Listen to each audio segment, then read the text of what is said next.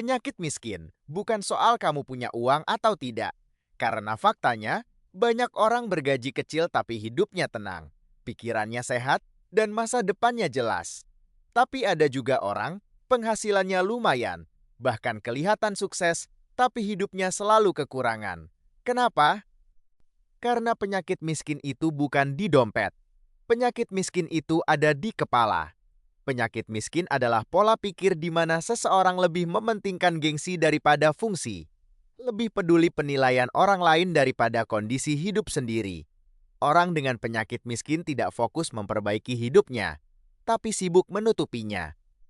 Dia tidak bertanya, apa yang benar-benar aku butuhkan, tapi bertanya, apa yang bikin aku kelihatan naik kelas. Dan disitulah masalahnya dimulai. Ciri pertama penyakit miskin adalah takut kelihatan miskin. Bukan takut miskin, tapi takut dianggap miskin. Lebih takut dicibir daripada bangkrut. Lebih takut tidak update daripada tidak punya tabungan. Makanya banyak orang rela makan pas-pasan, hidup tertekan, kerja tanpa arah asal satu hal terpenuhi. Aku nggak kelihatan miskin. Ciri kedua penyakit miskin adalah hidup untuk validasi. Bahagia kalau dipuji. Kecewa kalau tidak diperhatikan. Beli barang bukan karena butuh, tapi karena ingin diakui. Masalahnya, validasi itu candu. Sekali dapat, kamu ingin lagi, dan lagi, dan lagi. Sampai akhirnya kamu tidak tahu mana kebutuhan, mana keinginan, mana tekanan sosial. Ciri ketiga penyakit miskin adalah mengorbankan masa depan demi gaya hidup hari ini. Utang dianggap wajar, cicilan dianggap solusi, stres dianggap normal. Padahal yang sebenarnya terjadi, kamu sedang menjual waktu hidupmu untuk sesuatu yang nilainya terus turun. Barang naik gengsi, tapi hidupmu jalan di tempat. Dan yang paling berbahaya, penyakit miskin itu menular. Karena kita hidup di lingkungan yang menganggap pamer itu prestasi, dan sederhana itu kegagalan. Kalau semua orang flexing, yang tidak ikut dianggap tertinggal. Padahal mungkin dia satu-satunya yang berpikir waras. Jadi ingat baik-baik, orang miskin bukan yang sedikit uangnya. Orang miskin adalah yang pikirannya selalu ingin terlihat kaya. Dan selama pola pikir itu tidak berubah, berapapun penghasilanmu tidak akan pernah cukup. Di segmen berikutnya, kita akan bahas satu simbol yang paling sukses menyebarkan penyakit ini ke seluruh dunia, iPhone. Sekarang kita masuk ke pertanyaan penting. Kenapa harus iPhone? Kenapa bukan HP lain? Kenapa logo Apple ini begitu berkuasa di kepala banyak orang? Mari kita jujur. iPhone bukan sekadar alat komunikasi. iPhone adalah simbol status sosial. Dan Apple sangat sadar akan itu. Secara fungsi, banyak HP lain yang lebih murah, lebih fleksibel, lebih bebas di custom. Tapi anehnya, yang dianggap naik kelas tetap satu, iPhone. Kenapa? Karena Apple tidak menjual spesifikasi. Apple menjual identitas. Apple tidak berkata, HP kami paling kuat. Apple berkata, HP kami untuk orang tertentu. Dan tanpa sadar, pesan itu masuk ke kepala kita. Kalau pakai iPhone, aku bukan orang sembarangan. Disitulah jebakannya. iPhone dibuat tidak untuk semua orang. Bukan karena teknologinya, tapi karena harganya. Harga mahal bukan sekadar biaya produksi, tapi filter sosial. Siapa yang lolos filter ini? Yang mampu atau yang memaksakan diri. Dan mayoritas yang memaksakan diri bukan karena butuh, tapi karena ingin diakui. Perhatikan baik-baik. Saat seseorang mengeluarkan iPhone di tongkrongan, di kafe, di meja kerja, yang pertama dilihat orang bukan fiturnya, tapi logonya. Dan reaksi yang muncul bukan, wah, produktif ya, tapi, oh, iPhone. Cukup satu kata, satu simbol, satu ilusi status. Apple paham satu hal penting, manusia takut terlihat biasa. Dan iPhone menawarkan solusi instan. Pakai aku, kamu langsung terlihat lebih tinggi kelasnya. Padahal yang berubah cuma benda di tangan, bukan nilai diri. Jadi ingat ini baik-baik. Ketika sebuah benda lebih penting dari kemampuanmu, lebih penting dari masa depanmu, dan lebih penting dari ketenangan hidupmu, maka kamu tidak sedang memakai benda itu. kamu sedang diperbudak olehnya. Coba perhatikan, kenapa banyak orang beli iPhone, tapi yang dipamerkan bukan fungsinya. Yang muncul justru mirror selfie, foto di kafe, story meja kerja, caption seolah hidupnya produktif. Padahal yang ingin disampaikan cuma satu. Lihat, aku pakai iPhone. Disinilah validasi bekerja. Like, komentar, respon orang. Itu semua dopamin instan. Dan manusia sangat mudah kecanduan dopamin. Masalahnya, validasi sosial itu tidak pernah cukup. Hari ini kamu senang dapat pujian, besok kamu butuh pujian yang lebih besar, lebih mahal, lebih mencolok. Makanya, HP ganti, gaya hidup naik, stres ikut naik. Lucunya lagi, banyak orang yang takut menggunakan iPhone-nya secara normal. Takut jatuh, takut lecet, takut rusak. HP-nya mahal, tapi hidupnya penuh ketakutan. Apa artinya? Itu bukan alat, itu simbol status yang harus dijaga. Kamu bukan pemiliknya, kamu penjaganya. Lebih ironis lagi, ada orang yang menahan makan, menunda liburan, menunda belajar, menunda investasi diri demi satu hal.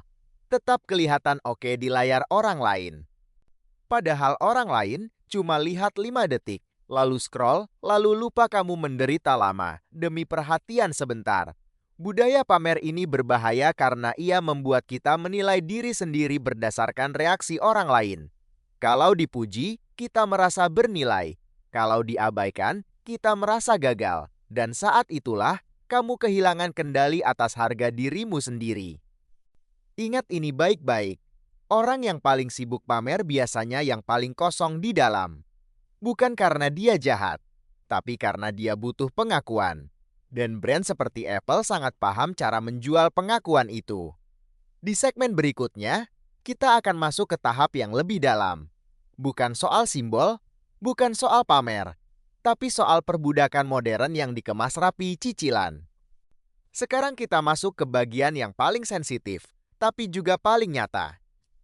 Cicilan. Di zaman sekarang, utang bukan lagi aib.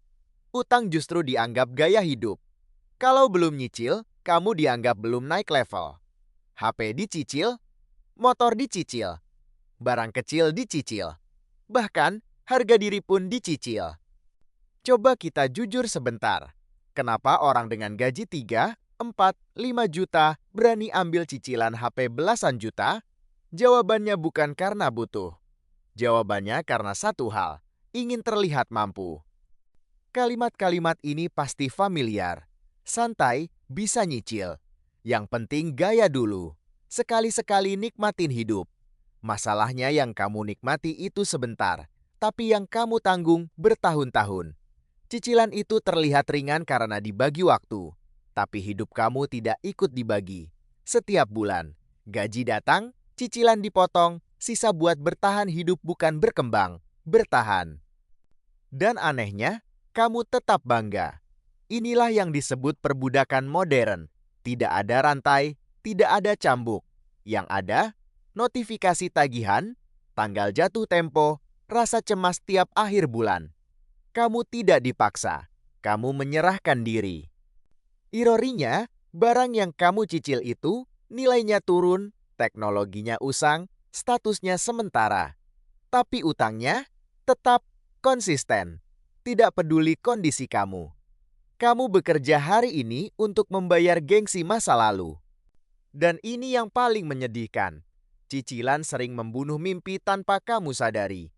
Karena saat semua penghasilanmu habis untuk kewajiban, kamu tidak punya ruang belajar, ruang mencoba, ruang gagal, ruang berkembang. Hidup kamu terkunci di level yang sama. Perusahaan besar paham satu hal.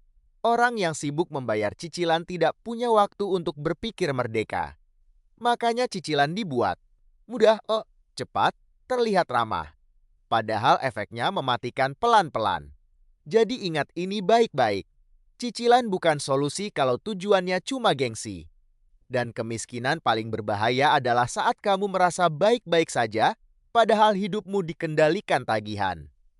Di segmen berikutnya, kita akan bahas hal yang ironis. Kenapa justru orang yang benar-benar kaya tidak peduli soal simbol-simbol seperti ini? Sekarang kita balik pertanyaannya.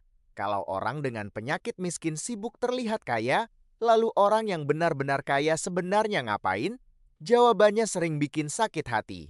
Karena kebanyakan orang kaya tidak peduli. Tidak peduli HP kamu apa, mobil kamu apa, outfit kamu branded atau tidak. Mereka tidak hidup untuk membuktikan apapun ke siapapun. Karena hidup mereka sudah membuktikan segalanya. Orang kaya melihat barang bukan sebagai simbol status, tapi sebagai alat. HP bagi mereka adalah alat komunikasi, alat kerja, alat efisiensi, bukan alat pamer, bukan alat validasi, bukan alat penutup kekosongan diri. Makanya jangan heran kalau kamu lihat orang super kaya pakai HP lama, retak, bahkan kelihatannya biasa saja. Karena fokus mereka bukan di barangnya, tapi di hasil hidupnya. Perbedaan paling jelas antara mental miskin dan mental kaya adalah ini. Orang mental miskin bertanya, beli ini biar kelihatan apa? Orang mental kaya bertanya, beli ini nambah apa ke hidupku? Tambah uang, tambah waktu, tambah skill, tambah jaringan? Kalau jawabannya tidak jelas, mereka tidak beli. Sesederhana itu. Orang kaya paham satu hal penting. Uang itu tidak langka. Waktu dan fokuslah yang langka. Makanya mereka hati-hati menukar waktu hidupnya dengan apapun. Mereka tidak mau bekerja keras, stres bertahun-tahun, hanya untuk barang yang nilainya turun setiap bulan. Ironisnya, banyak orang yang belum kaya justru hidup seperti orang kaya palsu. Gaya hidup dulu, pondasi belakangan. Padahal orang kaya asli melakukan kebalikannya. Mereka bangun pondasi dulu, menahan gengsi, menunda kesenangan. Baru setelah itu, kalau mau beli apapun, tidak perlu cicilan, tidak perlu pamer, tidak perlu pembenaran. Jadi kalau hari ini kamu lihat, orang sederhana tapi tenang, hidupnya rapi, pikirannya jernih, jangan remehkan. Bisa jadi dia sedang membangun sesuatu yang kamu belum lihat. Dan sebaliknya, kalau kamu lihat orang sibuk pamer, sibuk flexing, sibuk membuktikan, bisa jadi dia sedang menutupi ketakutannya sendiri. Ingat kalimat ini baik-baik. Orang miskin beli barang agar terlihat kaya. Orang kaya menggunakan barang agar tetap kaya. Di segmen berikutnya, kita akan jawab pertanyaan penting. Jadi sebenarnya salah atau tidak sih beli iPhone? Sekarang kita luruskan satu hal penting. Apakah beli iPhone itu salah? Tidak. Beli iPhone bukan dosa, bukan kesalahan moral, bukan tanda kamu bodoh. Masalahnya bukan di iPhone, masalahnya ada di alasan kamu membelinya. Kalau kamu beli iPhone karena memang mampu, keuangan aman, kebutuhan pokok terpenuhi, dan HP itu menunjang pekerjaanmu, maka itu keputusan rasional. Itu bukan penyakit miskin. Itu manajemen hidup.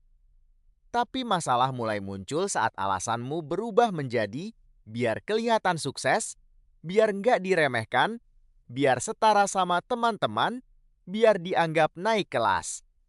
Di titik itu, kamu tidak membeli teknologi, kamu membeli pengakuan. Dan pengakuan adalah barang paling mahal dan paling tidak pernah puas. Hari ini kamu puas, bulan depan kamu gelisah. Tahun depan kamu minder lagi, karena standar sosial selalu naik, sementara penghasilanmu belum tentu. Inilah pembeda paling jelas antara keputusan cerdas dan penyakit miskin. Orang berpikir sehat bertanya, apakah ini sepadan dengan kondisiku sekarang? Orang dengan penyakit miskin bertanya, apa kata orang kalau aku tidak punya ini? Perhatikan ini baik-baik. Masalahnya bukan kamu pakai iPhone. Masalahnya hidupmu diatur oleh iPhone. Bukan kamu yang mengendalikan pilihan, tapi rasa takut akan penilaian orang lain. Kalau HP itu bikin kamu stres, bikin kamu harus ngutang, bikin kamu mengorbankan kebutuhan lain, maka HP itu bukan aset, itu beban mental. Ingat kalimat ini, orang dewasa membeli sesuai kemampuan. Anak-anak membeli demi pembuktian. Dan sayangnya, banyak orang umurnya dewasa, tapi keputusannya masih remaja. Di segmen terakhir, kita akan tutup dengan pertanyaan yang paling penting dari semua ini. Kamu mau terlihat kaya atau benar-benar bebas secara finansial? Sekarang, sebelum video ini benar-benar selesai, saya mau ajak kamu jujur sebentar sama diri kamu sendiri. Selama ini, kamu hidup untuk siapa? Untuk dirimu atau untuk penilaian orang lain? Coba pikirkan baik-baik. Berapa banyak keputusan dalam hidupmu yang sebenarnya bukan karena kamu butuh, bukan karena kamu siap, tapi karena takut ketinggalan, takut dianggap biasa, takut kelihatan gagal, dan tanpa sadar, kamu membangun hidup berdasarkan takut bukan berdasarkan tujuan. Masalahnya begini, dunia tidak pernah peduli berapa mahal HP-mu. Dunia hanya peduli apa yang bisa kamu lakukan, apa nilai yang kamu bawa, dan apa dampak yang kamu hasilkan. Logo di belakang HP tidak pernah menentukan harga dirimu sebagai manusia, tapi cara berpikirmu menentukan seluruh hidupmu. Ingat ini baik-baik. Barang mahal tidak membuatmu naik kelas. Pola pikir mahal yang membuatmu naik kelas. Kalau hari ini kamu masih membeli demi gengsi, berutang demi pujian, dan hidup demi validasi, maka 10 tahun ke depan yang berubah mungkin cuma tipe iPhone-nya, bukan kualitas hidupmu. Sekarang saya tanya terakhir kali. Kamu mau jadi orang yang terlihat kaya di usia muda tapi stres di usia tua? Atau jadi orang yang diremehkan sementara tapi bebas dan tenang selamanya? Karena dua hal itu tidak bisa kamu miliki bersamaan. Kalau kamu merasa video ini nyelekit, ngena, atau bahkan bikin tidak nyaman, itu tandanya kamu masih punya harapan. Karena orang yang paling berbahaya bukan yang salah, tapi yang menolak sadar. Kalau kamu ingin berpikir lebih waras, hidup lebih sadar, dan berhenti jadi budak gaya hidup, subscribe channel ini. Bukan untuk jadi sok suci, tapi supaya kita sama-sama belajar jadi manusia merdeka. Bagikan video ini ke temanmu yang masih bangga dengan cicilan gengsi. Bukan untuk menjatuhkan, tapi untuk membangunkan. Karena pada akhirnya, kamu tidak miskin karena tak punya iPhone. Kamu miskin kalau hidupmu dikendalikan olehnya.